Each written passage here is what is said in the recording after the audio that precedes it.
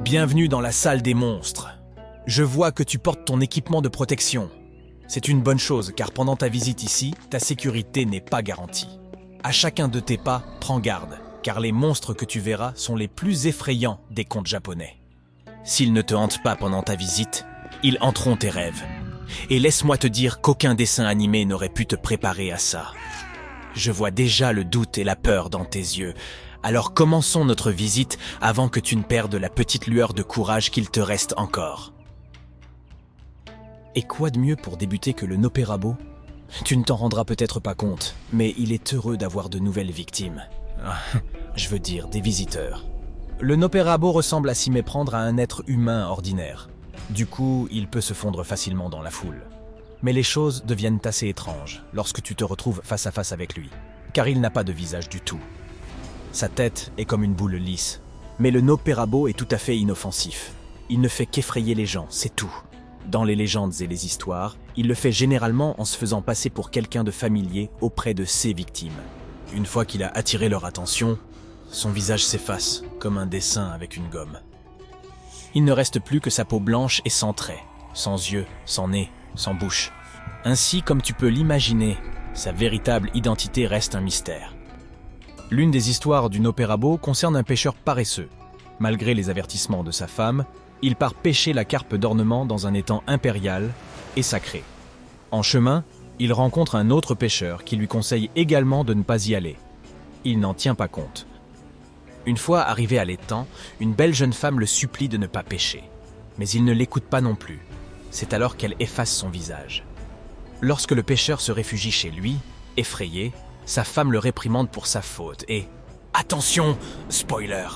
Elle efface son visage à son tour. En parlant de poissons et d'étangs, voici les kappas. Ne te fie pas à leur aspect amusant de mascotte, les kappas sont de dangereux monstres qu'il vaut mieux éviter. Ces créatures, souvent représentées comme des tortues humanoïdes, vivent près des lacs et des étangs, parfois dans les rivières. Les kappas font généralement la taille d'un enfant humain, mais ils sont bien plus forts qu'un homme adulte. La couleur de leur peau peut varier du vert au rouge vif, voire au bleu. En outre, ils sont souvent visqueux ou couverts d'écailles. Aussi unique que puisse être chaque kappa, ils ont tous une carapace de tortue sur le dos et une bouche qui ressemble à un bec. Leurs mains et leurs pieds sont palmés entre les orteils et les doigts. Mais le plus caractéristique dans leur apparence, c'est l'objet en forme de bol qui se trouve sur leur crâne. Ce bol est considéré comme la source du pouvoir et de la force vitale des kappas, et doit être rempli d'eau en permanence. S'ils renversent le bol ou l'abîment, les kappas s'affaiblissent considérablement et ne peuvent plus bouger. Les kappas sont connus pour leur malice. Bien qu'ils puissent se lier d'amitié avec les humains, il faut toujours les approcher avec prudence, car ils pourraient essayer de t'attirer dans l'eau pour te manger. Mais il est également possible qu'ils t'invitent à un combat de sumo. Sache qu'ils sont très doués dans ce domaine avant d'accepter ce défi. Et si tu te retrouves dans un match, voici un conseil de pro. Je trouve un moyen de faire s'incliner le kappa de sorte à ce que toute l'eau de son bol se renverse. Si, après avoir gagné le match, tu remplis à nouveau son bol d'eau, la créature obéira à tous tes ordres. Regarde cette femme, elle semble dormir paisiblement, n'est-ce pas? Mais regarde d'un peu plus près. Tiens, qu'est-ce qu'il a, son cou? Le Rokurokubi a l'air d'une femme ordinaire pendant la journée, mais la nuit venue, une fois endormi, son cou s'étire jusqu'à atteindre une longueur incroyable et sa tête va se promener. Le Rokurokubi n'est pas moins effrayant que les autres créatures, mais il y a quelque chose qui le rend différent. Contrairement aux autres monstres, elle n'est pas née comme ça. C'était un être humain normal au départ, mais une malédiction l'a transformé à cause d'une mauvaise action ou d'un méfait. Et l'histoire est encore plus triste. En effet, le méfait en question n'est pas forcément le sien.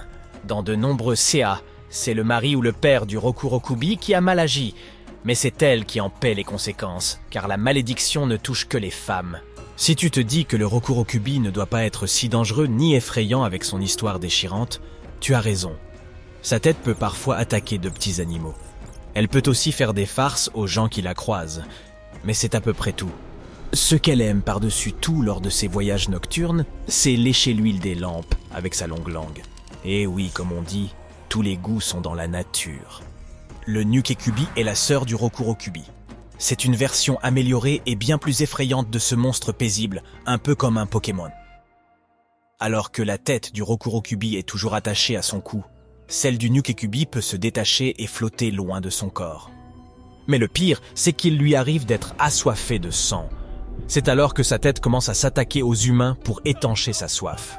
Cependant, elle n'est pas invincible. Si son corps est déplacé pendant qu'elle dort et que sa tête flotte encore quelque part, celle-ci ne pourra pas venir se rattacher et s'en sera fini d'elle. J'espère que ça te rassure un peu. Tu vois un rouleau de coton?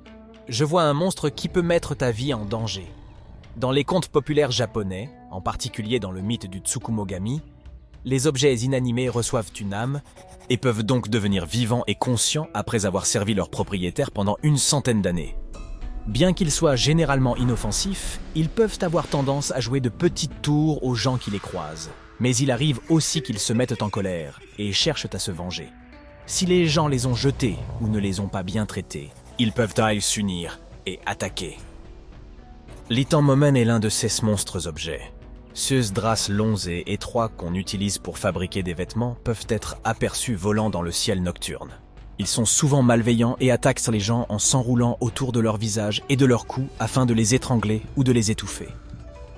Dans certains contes, il est dit que ces draps tourbillonnent et viennent s'enrouler autour des gens pour les emporter dans le ciel. Le rire du Joker te paraîtra plaisant en comparaison du rire de la Warriona. Il s'agit d'un monstre d'apparence féminine qui vit dans les montagnes. Malgré son aspect peu menaçant, sa rencontre risque de te causer quelques ennuis. Elle te sourira et commencera à se moquer de toi. Tu te rendras alors compte que son rire est quelque peu toxique et contagieux. Tu te mettras à rire à ton tour, et même si elle s'en va, tu continueras à rire jusqu'à en perdre le souffle et l'équilibre. Même si tu es assez fort pour résister à son rire, tu ne seras pas en sécurité. En effet, le simple fait d'entendre ce rire, quelle que soit la distance à laquelle elle ricane, suffira à te plonger dans la stupeur. Tu seras hanté par ce son agaçant et lancinant partout où tu iras, pour le reste de tes jours. Mais tous ceux qui traversent les montagnes ne la rencontrent pas. Il existe un moyen d'éviter la malédiction de son rire. En effet, elle n'apparaît aux gens que le 1er, le 9e et le 17e jour de chaque mois. Planifie donc ta randonnée en conséquence